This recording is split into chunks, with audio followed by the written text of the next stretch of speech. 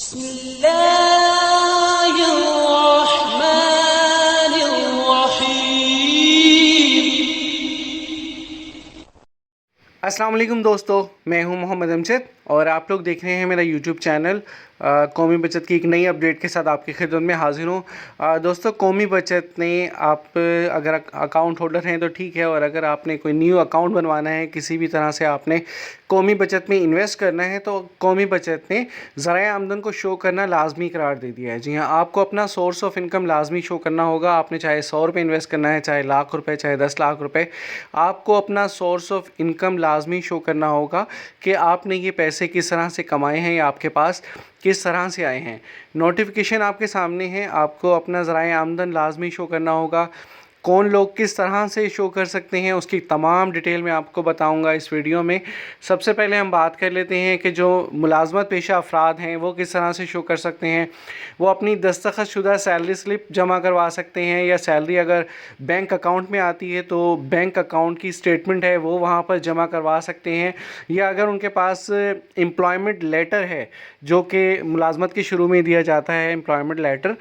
تو وہ appointment letter جسے کہتے ہیں، تو وہ بھی آپ جمع کروا سکتے ہیں۔ اگر آپ پینشنر ہیں تو پینشن آرڈر کی کاپی جمع کروا دیں، یا پینشن اکاؤنٹ کی سٹیٹمنٹ جمع کروا دیں۔ جس اکاؤنٹ میں بھی آپ کی پینشن آتی ہے آپ اس کی سٹیٹمنٹ جمع کروا سکتے ہیں۔ اور اس کے علاوہ اگر آپ کے پاس کوئی پینشن کارڈ وغیرہ ہے تو آپ وہ بھی جمع کروا سکتے ہیں as a source of income, کہ یہ میرا سورس آف انکم ہے، میرے پاس جو پیسے آ رہے ہیں جو میں قومی بچت میں انویسٹ کرنے جا رہا ہوں وہ اس سورس سے آئے ہیں۔ کاروباری افراد، بزنس مین جو کہ بڑا بزنس کرتے ہیں، وہ اپنے لیٹر ہیڈ پہ ایک اپلیکیشن لکھیں گے اور اس میں بتا دیں گے کہ یہ میرا کاروبار ہے، تو وہ ان کا سورس آف انکم شو ہو جائے گا۔ اچھا، اگر کوئی چھوٹے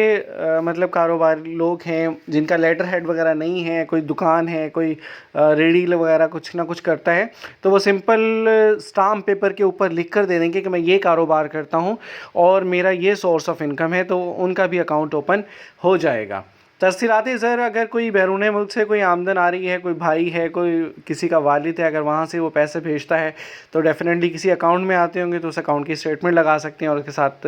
ریکمینڈ کر دیں گے کہ یہ مجھے باہر سے پیسے آ رہے ہیں تو اور میں یہ اس وجہ سے یہاں پر انویسٹ کر رہا ہوں۔ کسان حضرات جو ہیں وہ زراعت سے آمدن کی صورت میں زمین کے کاغذات جمع کروا سکتے ہیں، ان کی کاپی، یا پھر جو زرعی ٹیکس وغیرہ یہ جمع کرتے ہیں تو ڈیفینیٹلی ان کا بھی ان کے پاس کوئی نہ کوئی ریسیپٹ یا پروف ہوتا ہوگا، تو وہ as a source of income وہاں پر جمع کروا سکتے ہیں۔ اس کے علاوہ گھریلو خاتون یا طالب علم ہیں تو کفیل کے پیشے کی درخواست، کفیل کا مطلب یہ ہے ان کا کوئی گارڈین ہے، اگر نابالغ ہے مطلب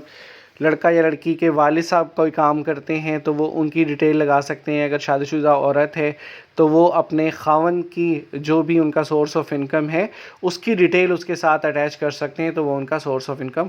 شو ہو جائے گا۔ اس کے علاوہ کوئی اور پیشہ ہے، کوئی چھوٹا موٹا کرتے ہیں، تو کوئی بھی ایسی کوئی ایویڈنس آپ نے پرووائڈ کرنا ہے کہ جس سے جو کہ برانچ آفیسر ہیں وہ مطمئن ہو جائے کہ ہاں یہ ان کا سورس آف انکم ہے، یہ اس طریقے سے کما رہے ہیں۔ اچھا، اس میں سرمایہ کاری کی حد کے حساب سے بھی آپ کیش یا چیک کی صورت میں پے کر سکتے ہیں۔ 10 لاکھ یا 10 لاکھ سے زائد ہے تو آپ کیش کی صورت میں اس کو پے کر دیں گے، لیکن اس کے ساتھ آپ کو اپنا سورس آف انکم بھی لازمی شو کرنا ہوگا۔ اگر انویسٹمنٹ 50 لاکھ یا اس سے زائد ہے تو آپ کراس چیک بھی دے سکتے ہیں، اور سورس آف انکم کے طور پہ اپنی سیلری سلپ، بینک سٹیٹمنٹ